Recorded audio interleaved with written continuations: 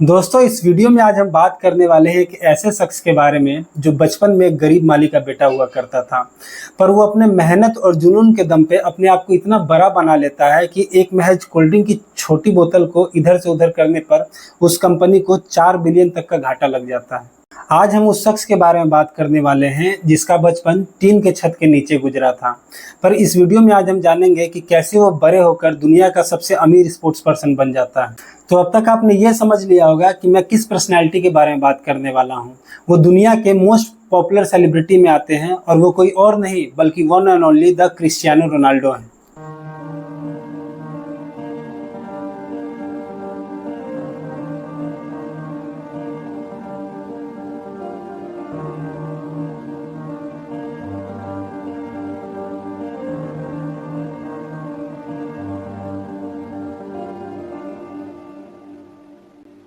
Are you feeling more and more confident with each game?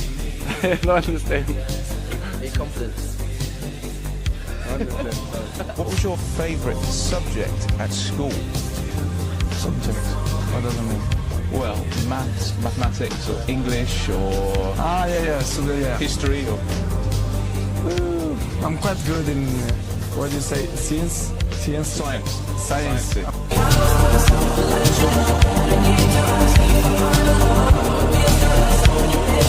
Close your eyes! He never went away! He comes to life when the competition comes to life. He comes to life when his team beats him. He knows when the lifeline shines, and when it shines, Cristiano Ronaldo has stolen back the show! Ronaldo का संघर्ष हम बचपन से जानने की कोशिश करते हैं। रोनाल्डो 5 फरवरी को 1985 में पोर्तुगल के फंचल में जन्म लेते हैं। वो बेहद ही गरीब परिवार में जन्म लेते हैं जिनके पिता गार्डनर यानी माली का काम किया करते थे। उनके पिता का नाम जोस डिनिस था और उनकी माता दूसरों के घर में जाकर काम किया करती थी और उनकी माता का नाम मारिया था। रोनाल्डो के नाम रखे जाने के पीछे की एक इंटरेस्टिंग फैक्ट बताऊं तो रोनाल्डो के पिता जो कि हॉलीवुड एक्टर रोनाल्ड रीगन के बहुत बड़े फैन होते हैं। जब रोनाल्डो का जन्म होता है तो वो रोनाल्ड रीगन के नाम पे ही अपने सबसे छोटे बेटा रोनाल्डो का नाम रखते हैं। रोनाल्डो की बचपन की बात करें तो रोनाल्डो का बचपन साधारण बच्चों की तरह था ही नहीं। उसने कभी खिलौने से खेला ही नहीं था। पर अचानक रोनाल्डो के पिता घर में एक फुटबॉल लेकर आते हैं। रोनाल्डो फुटबॉल को देखने के बाद आसपास के मैदान में खेलने के बाद उसने उसी दिन ठान लिया कि उसे बड़े होकर फुटबॉलर ही बनना है। रोनाल्डो की प्रसिद्धि की बात करें तो वो इतने प्रसिद्ध हो चुके हैं आज के समय में। आप इस बात से अंदाजा लगा सकते हैं कि आज के समय में पूरे विश्व भर में कहीं भी पोर्तुगल का नाम आता है तो सबसे पहला ख्याल हमारे मन में रोनाल्डो का ही आता है। जबकि पोर्तुगल आज से कुछ समय पहले सी फूड्स के लिए, आर्किटेक्चर के लिए और बीचेस के लिए फेमस था। एक गरीब माली के बेटे से क्रिस्टियानो रोनाल्डो बनने तक का सफर इतना आसान भी नहीं था। क्रिस्टियानो रोनाल्डो की बात करें तो उन्होंने अपनी स्कूलिंग भी पूरी नहीं की है। रोनाल्डो को बचपन से ही फुटबॉल में बहुत ज़्यादा इंटरेस्ट था और उनके खेल को देखते हुए ही महज 8 वर्ष में एंडोरिना स्पोर्ट्स क्लब ने साइन कर लिया था। रोनाल्डो की मां बताती है कि रोनाल्डो बचपन में जब भी फुटबॉल खेला करते थे और वो मैच हार जाया करते थे तो ग्राउंड पर ही रोने लगते थे। इस कारण से उनकी मां उन्हें क्राइंग बेबी कहकर चिढ़ाया करती थी। रोनाल्डो बचपन से ही इतने टैलेंटेड थे कि मैं एक आपको बात बताऊं तो महज जब वो 10 वर्ष के थे तो पोर्तुगल के सबसे बड़े स्पोर्ट्स क्लब ने उनको साइन कर लिया था। रोनाल्डो जब 12 साल के थे तब उन्हें पहला मौका मिला। इस मौके के बारे में रोनाल्डो बताते हैं कि वो हमेशा से ही अपने फ्रेंड एल्बर्ट फ्रॉन्टोन के शुक्रगुजार रहे। रोनाल्डो अपने फ्रेंड एल्बर्ट को याद करते हुए कुछ ऐसा बताते हैं कि एक ट्रायल मैच हो रही थी और सेलेक्टर ने यह साफ कह दिया था कि इस मैच में जो सबसे ज़्यादा गोल करेगा सिलेक्शन उसी की होगी।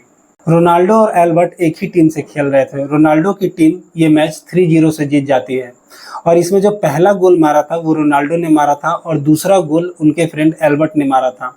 पर सबसे इंटरेस्टिंग गोल, तीसरी गोल की बात करें तो इसमें कुछ हुआ ऐसा था कि रोनाल्डो के फ्रेंड एल्बर्ट ऑलमोस्ट गोल करने ही वाले थे।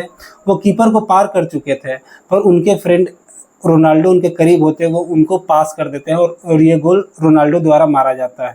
रोनाल्डो के फ्रेंड एल्बर्ट ये बताते हैं अपने इंटरव्यू में कि रोनाल्डो बचपन से ही उनसे ज़्यादा अच्छे खिलाड़ी थे। इस कारण से एल्बर्ट ने यह मौका रोनाल्डो को दिया। रोनाल्डो और एल्बर्ट की दोस्ती आज भी बरकरार है। रोनाल्डो के बारे में जो भी उन्हें खेलते देखा है, जो भी उनके साथ जिस भी प्लेयर ने खेला है, उन सभी ने ये कहा है कि इस तरह का जुनून फुटबॉल के लिए, इस तरह की डेडिकेशन आज तक उन लोगों ने कभी नहीं देखी, किसी प्लेयर में नहीं देखी थी। खैर, इस तीसरे गोल के साथ ही रोनाल्डो का सिलेक्शन हो जाता है और उस उम्र में ही उन्हें 15 पाउंड में साइन कर लिया जाता है। और अपने करियर के लिए उनको अपना घर महज 14 साल की उम्र में ही छोड़ना पड़ा। रोनाल्डो की लाइफ धीरे धीरे बेटर हो रही थी, पर जब वो 15 वर्ष के होते हैं तो उन्हें एक गंभीर हार्ट डिजीज का सामना करना पड़ता है।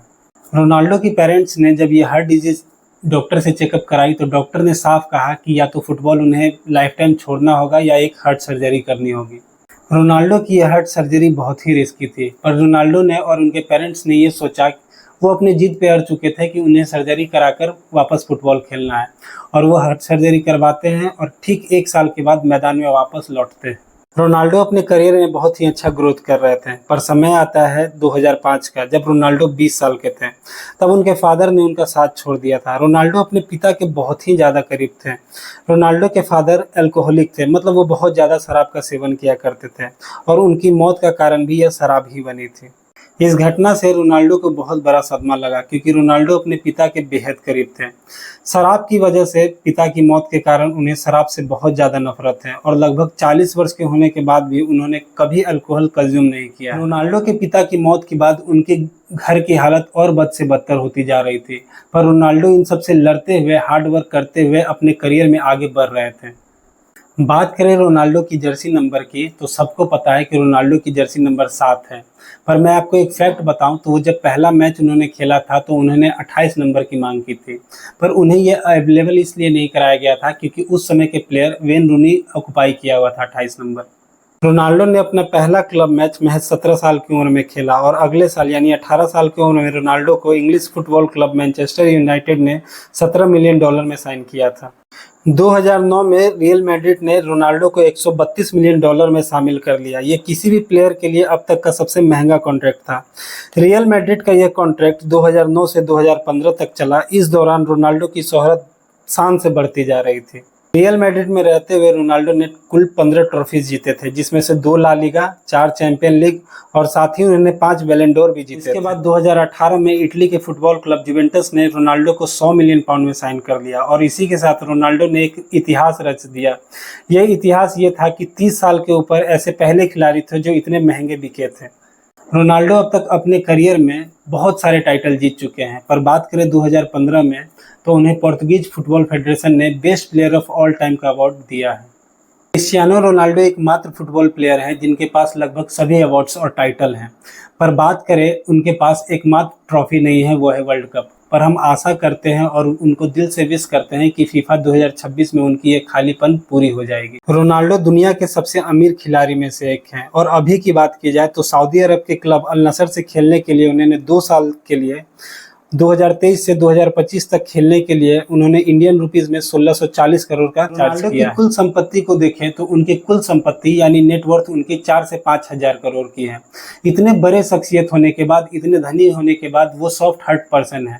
मैं आपको बात बताऊं तो वो एक अनाथ आश्रम भी चलाते हैं, वो एक ऑर्फनेज भी चलाते हैं, जिसमें लगभग 700 से 800 बच्चों को रखा जाता है। रोनाल्डो को बच्चों से इतना प्यार है कि वो अपने गोल्डन बूट को ऑक्शन कराकर गरीब बच्चों के लिए एक स्कूल भी बनवाए थे। दोस्तों, रोनाल्डो के बारे में आखिरी बात मैं आपको ये बता दूं कि क्रिकेट में जैसे सचिन ने जो ग्रेटनेस अचीव किया है, वैसे ही सेम फुटबॉल में रोनाल्डो ने भी सेम लेवल अचीव करा है।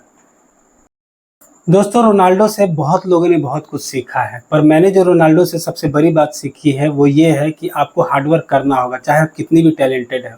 तो उनका ये थॉट हमेशा याद रखें कि हार्डवर्क ऑलवेज बीट्स टैलेंट।